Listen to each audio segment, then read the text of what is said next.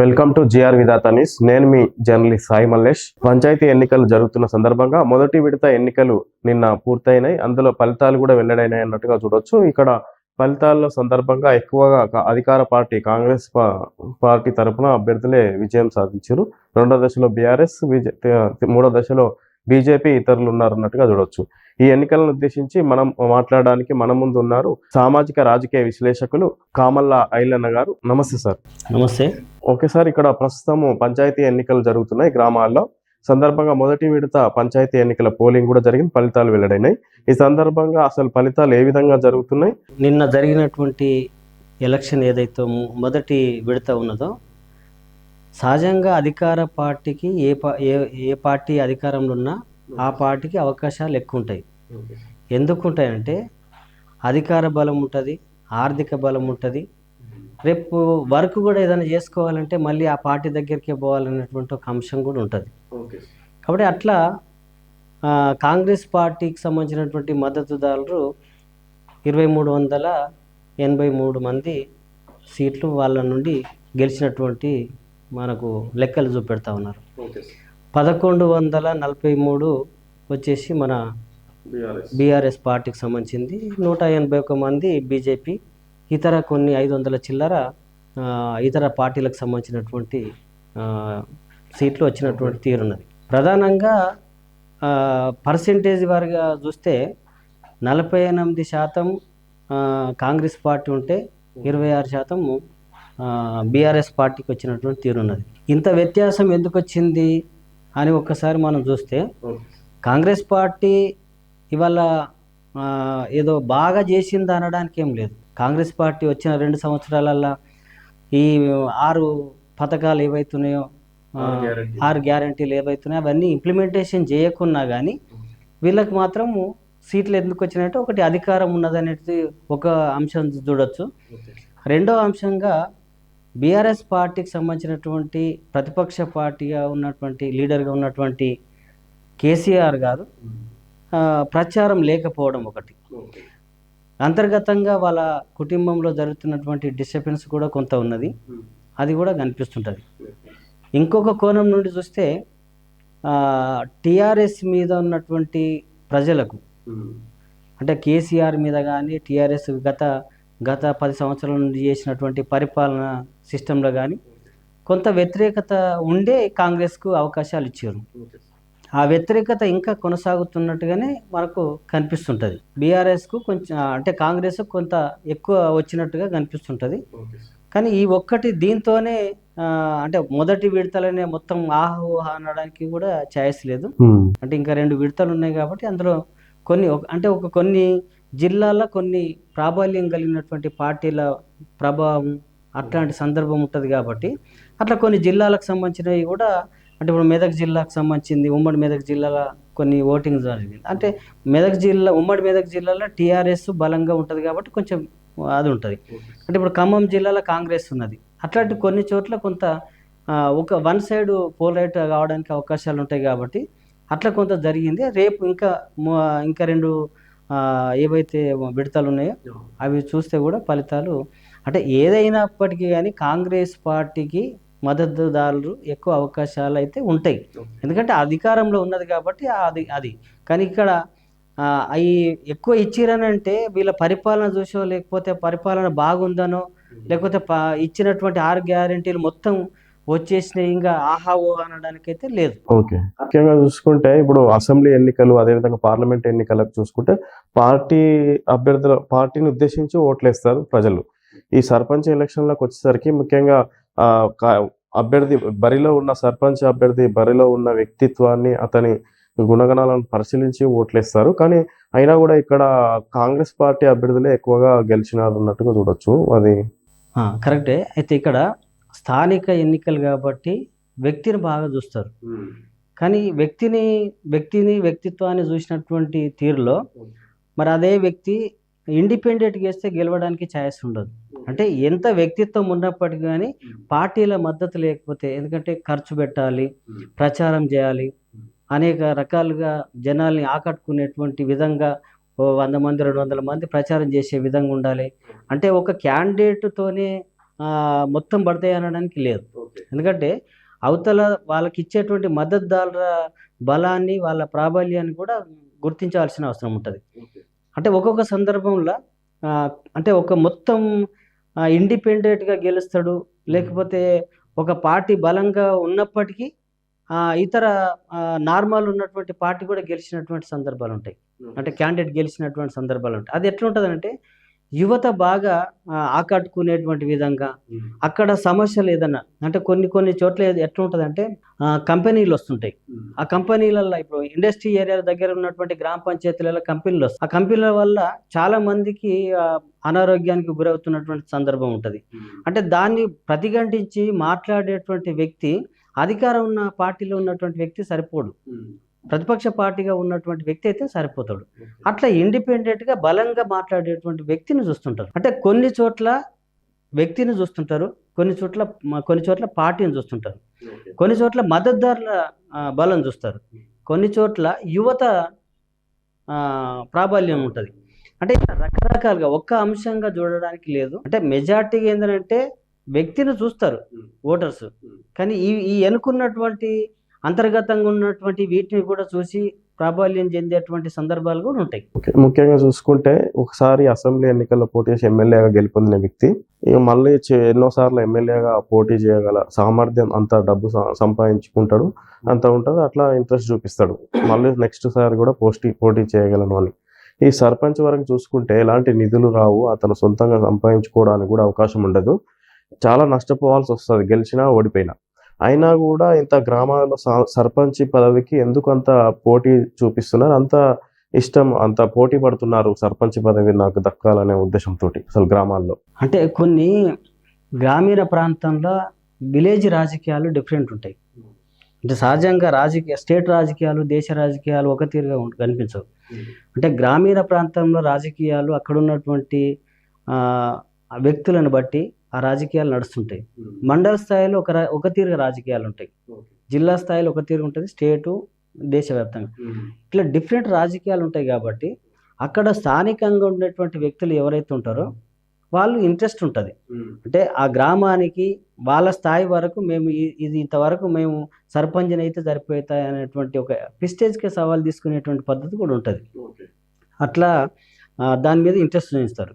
రెండవది ఏంటంటే అంటే భారత రాజ్యాంగంలో ఉన్నటువంటి సిస్టమ్ ఏంటంటే గ్రామ పంచాయతీ సర్పంచ్ ఆ గ్రామానికి బాస్, రాష్ట్రానికి ముఖ్యమంత్రి బాస్, దేశానికి ప్రధానమంత్రి బాస్, ప్రథమ పౌరుడు అంటారు కదా, వాళ్ళ తర్వాత ఇంకెవరు లేరు. అంటే ఈ 3 పదవులకు మాత్రమే భారత రాజ్యాంగంలో అత్యంత విలువైనటువంటి ప్రాముఖ్యత కలిగినటువంటి స్థానాలు. కాబట్టి స్థానిక అంటే ఇంకొక మాట అంటే పట్టణాలకు పల్లెటూళ్ళే పట్టుకొమ్మాలని అంటారు కదా. అంటే అభివృద్ధి జరగాలంటే పట్టుకొమ్మలు గ్రామీణ ప్రాంతమే కదా. గ్రామం అభివృద్ధి జరగాలనుకున్నప్పుడు అక్కడ వాళ్ళు చూపెట్టేటువంటి సత్తా, వాళ్ళకు ఉండేటువంటి గౌరవ మర్యాదలు అట్లా ఉంటాయి. కాబట్టి అంటే మీరు అన్నట్టు గ్రామ పంచాయతీలో నిధులు కూడా సరిగా ఉండవు వాస్తవానికి చెప్పాలంటే. కాకపోతే అక్కడ నిధుల కోసం కాదు, కానీ ఒక గౌరవాన్ని పెంచుకోవడం కోసం జరిగేటువంటి ఎన్నికలే ఎక్కువ ఉంటుంది. ఎంతో కొంత వస్తే ఆ గ్రామంలో కొంత ఏమైనా మెరుగుగా పనిచేయగలిగితే కొన్ని గ్రామాలు కొంత చదువుకున్నటువంటి వ్యక్తి కానీ, రాజకీయంగా కొంత అవగాహన ఉన్నటువంటి వ్యక్తి కానీ మండల స్థాయిలో పోయి నిధులు తీసుకొచ్చుకొని ఎక్కువ డెవలప్ చేసిన సందర్భాలు ఉంటాయి ఒక పక్క. రెండవది రాష్ట్ర ప్రభుత్వాల ప్రాబల్యంతో జరిగేటువంటిది అభివృద్ధి కానీ, అంటే గ్రామాలను బాగా అభివృద్ధి చెందియాలనేటువంటి ఆలోచన పెట్టి నిధులు ఎక్కువ ఇస్తే ఆ గ్రామం కూడా డెవలప్ అవుతుంది. ఫర్ ఎగ్జాంపుల్ ఇప్పుడు మన రేవంత్ రెడ్డి గారు ముఖ్యమంత్రి ఉన్నాడు, ఇప్పుడు 3 దశలు చేస్తామని చెప్పేస్తున్నా. అంటే 3 విడతలు అంటే ఏది మన అభివృద్ధి విషయంలో, అంటే గ్రామాన్ని, మండల స్థాయిని, మన జిహెచ్ఎంసీ స్థాయి అంటే మున్సిపాలిటీ స్థాయిలు, ఇట్లా ఈ 3 విభాగాలుగా చేసి కూడా వాళ్ళు అభివృద్ధి చేస్తామన్నారు. అంటే అట్లాంటి సందర్భం వచ్చినప్పుడు అభివృద్ధి జరగడానికి ఒకసారి చంద్రబాబు నాయుడు ఒక పల్లెటూర్లలో చాలా ప్రోగ్రాంలు పెట్టాడు. అంటే గ్రామ నిద్ర అనేటువంటి కార్యక్రమాలు, పల్లె బాట అనేటువంటి కార్యక్రమాలు, అంటే అట్లాంటి జరిగినప్పుడు కొద్దిగా అభివృద్ధి జరగడానికి అవకాశాలు ఉంటాయి. పచ్చదనం, పరిశుభ్రత, కేసీఆర్ కూడా పచ్చదనం, పరిశుభ్రత, ఆ గ్రామంలో ట్రాక్టర్ ఇచ్చి ఆ, అంటే స్వచ్ఛ భారత్ కార్యక్రమాలు ఇట్లాంటి చాలా ఇష్టం. అంటే ఇట్లాంటి నిధులు అంటే జాతీయ స్థాయిలో వచ్చేటువంటి నిధులు, రాష్ట్ర స్థాయిలో వచ్చేటువంటి నిధులు బలంగా వచ్చినప్పుడు అభివృద్ధి జరగడానికి అవకాశాలు ఉంటాయి. అట్లా గ్రామాన్ని వాళ్ళు ఒక గౌరవపదంగా తీసుకునేటువంటిది ఒక్కొక్క తన చాలా ఖర్చులు పెట్టి చాలా ఇబ్బందులు పడ్డ వాళ్ళు కూడా ఉన్నారు. ఇప్పుడు నిధులు కూడా పెద్దగా లేదు. ముఖ్యమంత్రి కూడా ఏం చెప్తున్నాడు, చాలా క్లియర్గా చెప్తున్నాడు, రేవంత్ రెడ్డి గారు మీరు ఎక్కువ ఖర్చు పెట్టుకోకండి. అంటే దాని అర్థం ఏంది, మీరు మీరు సర్పంచ్ అయిన తర్వాత కూడా మేము ఇచ్చేటువంటి నిధులు పెద్దగా ఏముండవు అని చెప్పడం అదొక సాంకేతమే. కానీ అయినా పోటీ పడుతున్నారు. అంటే ఈసారి ఎక్కువ యువత, మహిళలు బాగా పోటీ పడినటువంటి సందర్భం కూడా కనిపించింది. ఓకే, ఈ విధంగా ఎందుకు అంత ఆసక్తి చూపిస్తారు? అదే అప్పులు చేసి మరి వాళ్ళు ఇంట్లో చెప్పి కుటుంబాన్ని పోషించలేని పరిస్థితిలో ఉండి కూడా ఇట్లా సర్పంచ్ పదవికి పోటీ పడుతున్నారు. మరి ఈ సందర్భంగా ఇప్పుడు యువకులు పోటీలోకి దిగిర్రు ఎక్కువగా గ్రామాలలో. అంటే ఇప్పుడు ఒక నాయకుడికి రాజకీయంగా ఎదగాలనుకున్నప్పుడు మొదటి ప్రాథమిక దశ సర్పంచ్, వార్డు మెంబర్ నుంచే స్టార్ట్ అవుతారు. ఇంకా వీలైతే ఎంపీటీసీ, జెడ్పీటీసీ నుంచి కూడా స్టార్ట్ అవుతుంది. అంటే ఎక్కువ శాతం. అంటే ఇది ఎక్కువ ఎవరికి వస్తుందంటే ఎస్సీ, ఎస్టీ, బీసీ మైనార్టీలకు మాత్రమే ఈ అవకాశాలు ఉంటాయి. ఓకే, ఇప్పుడు ఎమ్మెల్యే, జెడ్పీటీసీ, మినిస్టర్ కావాలనుకుంటే ఆధిపత్య కులాలకు సంబంధించిన వాళ్ళు పైనుండి వస్తారు. కానీ కింది నుంచి ఎదిగేటువంటి వాళ్ళకైతే ఈ బహుజన కులాలకు సంబంధించిన వాళ్ళే కింది నుంచి రావాలి. అట్లా ఇవాళ రాష్ట్రంలో కానీ దేశంలో కానీ రాజకీయ నిరుద్యోగత జరుగుతున్నటువంటి కనిపిస్తున్నది. చాలా సందర్భంలో ఇవాళ మనం ఈ ఎలక్షన్లో చూస్తే కూడా యువత, మా విలేజ్లో కూడా చూస్తే అసలు పెద్ద మనుషులు 60 సంవత్సరాలు నిండిన వాళ్ళు ఒక్కరు కనిపించలేదు. అంత యువత, 30 సంవత్సరాల లోపు ఉన్నటువంటి యువత ఎలక్షన్ లీడ్ చేసి, ఎలక్షన్లో ప్రచారం చేసి, ఎలక్షన్లో ఎవరు గెలిపించాలను తిరిగి ప్రచారం చేసిన వాళ్ళు యువత. అంటే రాజకీయ నిరుద్యోగత ఎందుకు వస్తున్నదని అంటే ఎస్సీ, ఎస్టీ, బీసీ మైనార్టీకి సంబంధించినటువంటి కులాలకు సంబంధించిన వాళ్ళు ఎక్కువ మంది ఉంటారు. అంటే పైనుండి అవకాశాలు ఇవ్వరు, ఉద్యోగాలు లేవు, కనీసం ఇదన్నా ఒక అవకాశంగా ఉపయోగించుకుందాం అనేటువంటి ఆలోచనతోని యువత కూడా చాలా సందర్భంలో ఈ ఎలక్షన్లో అయితే కనిపించారు మాకైతే.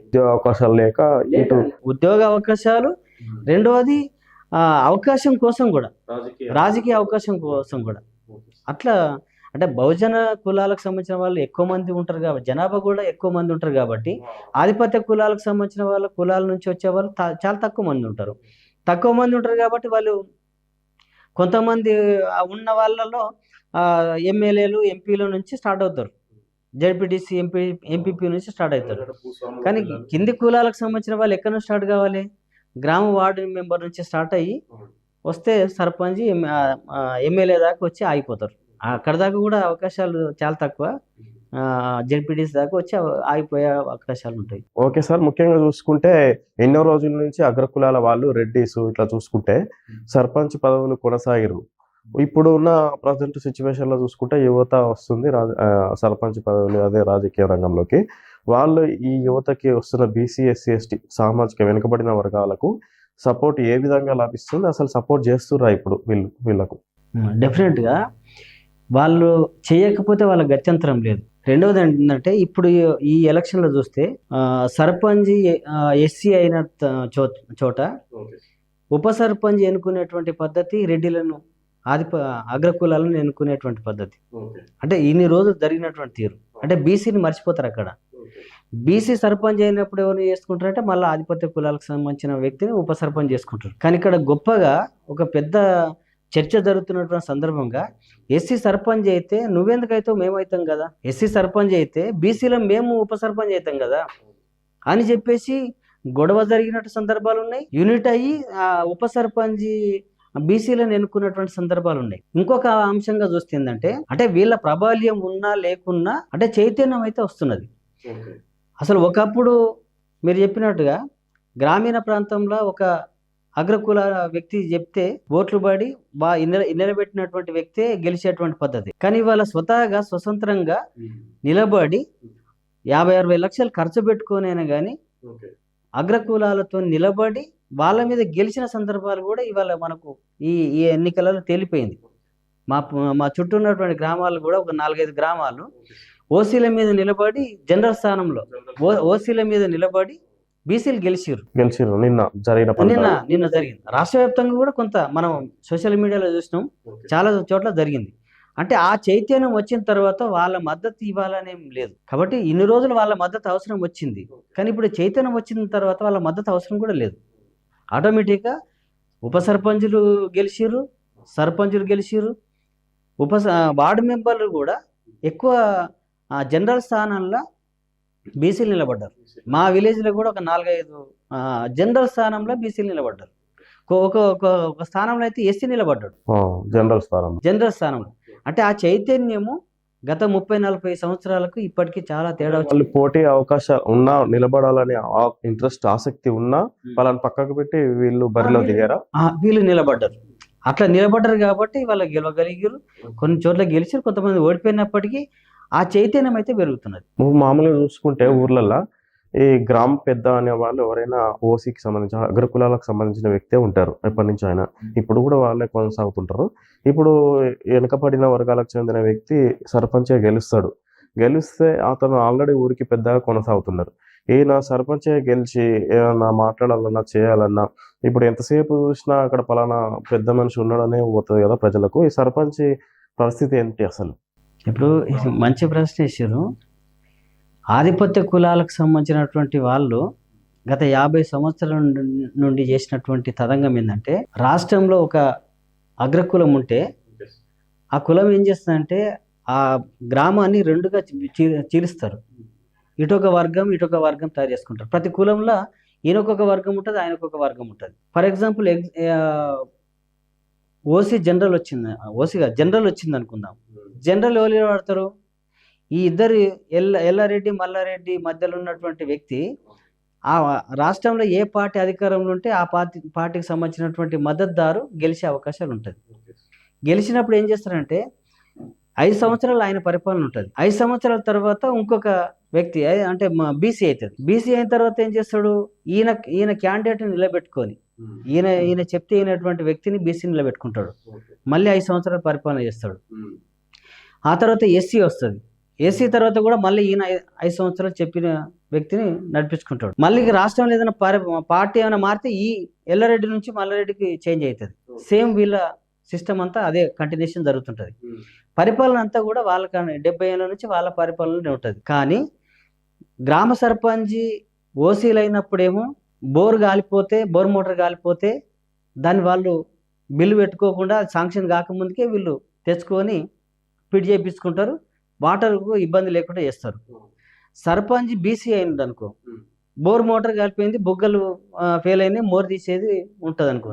అప్పుడు మోర్ తీపించేటోడు ఉండడు. ఎందుకు ఉండడు అని అంటే ఈ పటేల్ చెప్పాలి, ఈ రెడ్డే చెప్పాలి, ఈ రెడ్డి చెప్తేనే చేయాలి. ఆ బీసీ ఈయన చెప్పినట్టే పెట్టుకుంటున్నాడు కదా, ఈయన పెట్టుకునే చెప్పు చేతులు ఉన్నటువంటి వ్యక్తినే పెట్టుకున్నాడు కదా. కాబట్టి ఈయన చెప్పిన వ్యక్తినే చెప్తేనే చేయాలి, లేకపోతే చేయలేడు. కాబట్టి అట్లా అది 5 సంవత్సరాలు ఆయన పరిపాలన చేయనీయాడు. ఎస్సీకి వస్తే కూడా సేమ్ అట్లా చేస్తాడు. అంటే గ్రామీణ ప్రాంతాల్లో ఏమనుకుంటారంటే ఎస్సీలకు బీసీలకు వస్తే పరిపాలన చేయరాదు, బుగ్గ పోతే పెట్టలేరు, మోరి తీస్తే తీయలేరు, ఓ మోటార్ కాలిపోతే నీళ్ళు అందియలేరు. అదే పటేల్ రెడ్డిలు అయితే చాలా బాగా చేయగలుగుతారు అనేటువంటి వాదన తీసుకురాగలుగుతారు. ఇది తీసుకొచ్చే వాళ్ళు కూడా ఎవరు? అగ్రకులాల వాళ్ళు. ఇప్పుడు అదే జరగదు. ఇప్పుడు అట్లా జరగదు. ఎందుకు జరగదంటే కొంతమంది వాళ్ళు చెప్పినటువంటి వ్యక్తులను పెట్టుకొని వాళ్ళ నుండి గెలిపించుకున్న వాళ్ళు చెప్పినట్టు వింటారు. కానీ స్వతంత్రంగా నిలబడేటువంటి ఎస్సీ కానీ బీసీ కానీ ఎందుకు వింటాడు? మోర్ ఎట్లా సాల్వ్ చేసుకోవాలో తెలుసుకుంటాడు.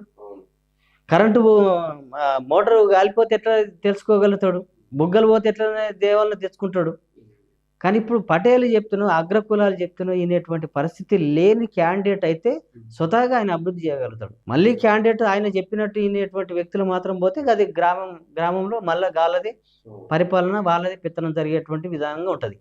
కానీ ఆ పెత్తనాన్ని ఆపే పద్ధతులు కానీ ఆ పెత్తనాన్ని విమర్శించే పద్ధతులు కానీ యువత బాగా డెవలప్ అయింది. ముఖ్యంగా బీసీ వాదం బాగా డెవలప్ అయింది. వాడు 42% ఇస్తామని చెప్పేసి ఇయ్యకున్నా కానీ ఇవాళ మేము ఇండిపెండెంట్గా నిలబడి లేదంటే బీసీలు జనరల్ స్థానంలో నిలబడి పోటీ చేస్తామనేటువంటి చైతన్యం ఏదైతే ఉందో అది ముఖ్యంగా ఆధిపత్య కులాలకు ఒక కట్టేసినట్టే అవుతుంది. వాళ్ళ ఆధిపత్యాన్ని ఆపడానికి ఇది ఒక మంచి మార్గం. ఎంతవరకు చూసినా ఇప్పుడు వెనుకబడిన వర్గాలు సర్పంచ్గా గెలిస్తే ఆ వ్యక్తిని ఎట్లా అడగదొక్కాలి, ఎట్లా పక్కకు పెట్టాలి అనే ఉద్దేశంతో ఉంటాయి వాళ్ళ ఆలోచనలు. ఈ పరిస్థితి ఇంకా ఎన్ని రోజులు కొనసాగే అవకాశాలు ఉన్నాయి? ఇది ఏంది అసలు, ఇది మారే రోజులు ఉన్నాయి అసలు పరిస్థితులు? డెఫినెట్ మారుతుంది. ఇప్పుడు 50 ఏళ్ళ కింద అసలు మా గజ్వేల్ నియోజకవర్గంలో అల్లం సైదయ్య అనేటైనా రంగారెడ్డి అనేటువంటి దొర పాలేరును పెట్టి 5 సార్లు ఎమ్మెల్యేని చేసిండు. 5 సార్లు ఎమ్మెల్యేని చేసిండు ఆ రెడ్డి. పరిపాలన అంతా ఎవరిది? ఆయన చేతున. ఒక ఎమ్మెల్యే 5 సంవత్సరాలు చేస్తే ఆయన కుటుంబము, ఆయన ఆర్థిక సిస్టమ్ ఎట్లా ఉండాలి? ఉందాగా ఉండాలి. కానీ ఆయన భార్య చివరి దశలో వ్యవసాయ పనులు చేసుకుంటూ రోజువారీ కూలిగా మారి డబ్బులు తీసుకొని పూట గడుపుకొని చనిపోయినటువంటి సందర్భం ఉంది. మరి ఇదే రంగారెడ్డి ద్వారా అనేటువంటి వ్యక్తి ఆయన మేడల మీద మేడలు పెరిగిపోయినాయి కదా. అంటే అప్పుడు ఆ రకంగా ఆ బానిసత్వంగా వాళ్ళు అట్లా తయారు చేసుకొని వాళ్ళకి చెప్పు చేతిలో ఉన్నటువంటి వ్యక్తులు అట్లా నడిపించారు. కానీ ఇప్పుడు అట్లా అయితే అవకాశాలు అయితే లేవు. ఇప్పుడైతే అట్లా అవకాశాలు లేవు. వ్యక్తిగతంగా చూసుకుంటే మీరు ఇంతవరకు ఎప్పుడన్నా సర్పంచ్గా పోటీ చేశారా? నేను సర్పంచ్గా చేయలేదు, కానీ సర్పంచ్లను గెలిపించిన, ఎంపీటీసీ జెడ్పీటీసీలను కూడా గెలిపించిన. దగ్గరుండి నా సహచరులు, నా మిత్రులు, మా సంస్థలో పనిచేసే వాళ్ళని చాలా మందిని గెలిపించిన. మీకు ఎందుకు రాలే పోటీ చేయాలని ఆలోచన? నేను ఒక గ్రామానికి పరిమితమైనటువంటి లీడర్గా మారొద్దనేటువంటి ఆలోచనతోని ఆర్గనైజేషన్ రాష్ట్ర స్థాయిలో ఆర్గనైజేషన్ చేస్తున్నప్పుడు నేను సర్పంచ్నో వార్డు మెంబర్గానో లేకపోతే జెడ్పీటీసీనో ఉంటే ఆ ప్రాంతానికి పరిమితమై పనిచేయాలి. నేను ఒకసారి గొర్రెకాపర్ల సొసైటీకి సంబంధించిన జిల్లా డైరెక్టర్ అయినా. దానికి సంబంధించి నేను ఆ జిల్లాకే పరిమితమై 5-6 సంవత్సరాలు తిరగాల్సి వచ్చింది. 4-5 సంవత్సరాలు దాని వెంటనే తిరగాల్సి వచ్చింది. నా ఆర్గనైజేషన్ స్టేట్ అంత ఉన్నది కాబట్టి దానికి డిస్టర్బెన్స్ అవుతుంది అనేటువంటి ఆలోచన. అంటే నా లక్ష్యము నేను కాకుండా నా తోటలు చట్టసభలకు పోవాలనేటువంటి ఆలోచన అది. ముందు పోటీ చేసే అవకాశాలు ఉంటాయి. అంటే ఎమ్మెల్యేగా నేను చేసిన, ఆల్రెడీ మల్కాజ్గిరి ఎమ్మెల్యేగా నేను పోటీ చేసిన. కాకపోతే నేను ఇంకా రాజకీయంగా కొంత ఒక ఆర్గనైజేషన్ డెవలప్ చేసుకున్న తర్వాత రాజకీయంగా పోవాలనేటువంటి ఆలోచన. ఇది ప్రస్తుతం పంచాయతీ ఎన్నికల చర్చ. Thank you sir. ఓకే.